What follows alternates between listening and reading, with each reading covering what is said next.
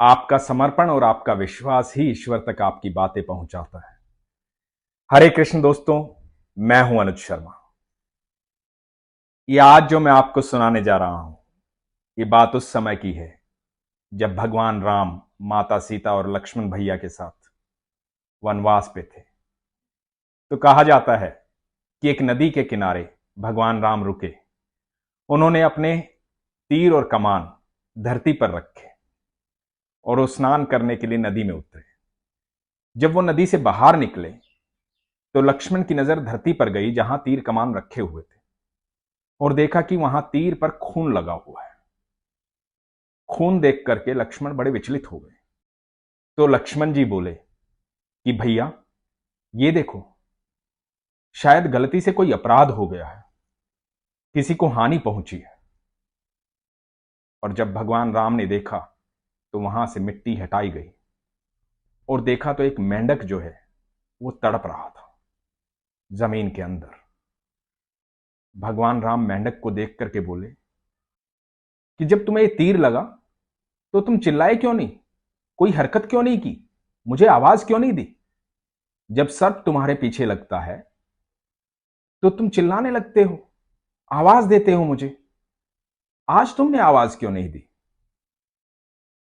मेंढक बोला कि प्रभु, जब सर्प मेरे पीछे लगता है तो मैं राम राम चिल्लाता हूं, आपको याद करता हूं, क्योंकि मुझे पूरा विश्वास होता है कि मैं किसी भी संकट में हूं, मेरे भगवान मेरे पास आ जाएंगे, मेरे राम मेरी रक्षा करेंगे।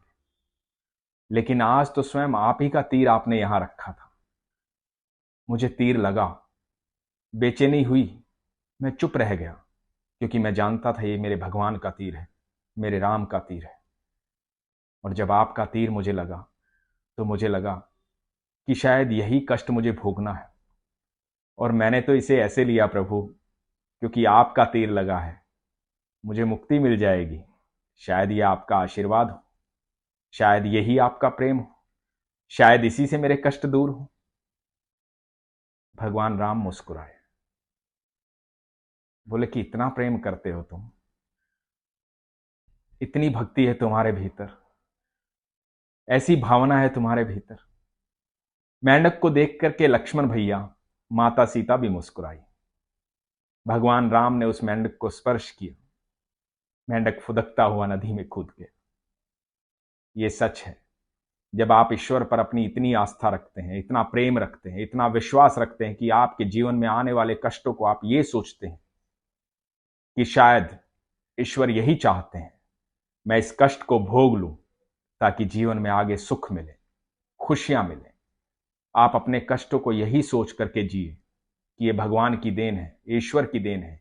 हो सकता है कि आपके साथ कोई बड़ी घटना होने वाली हो, लेकिन ईश्वर आपको छोटा कष्ट दे करके आपके कर्मों का हिसाब वहां पूरा कर दे। लेकिन आपकी ईश्वर भक्ति, आपका ईश्वर के प्रति प्रेम उस कष्ट को कम कर देता है, क्योंकि ईश्वर आपसे बेहद प्रेम करते हैं, वो आपके साथ रहते हैं।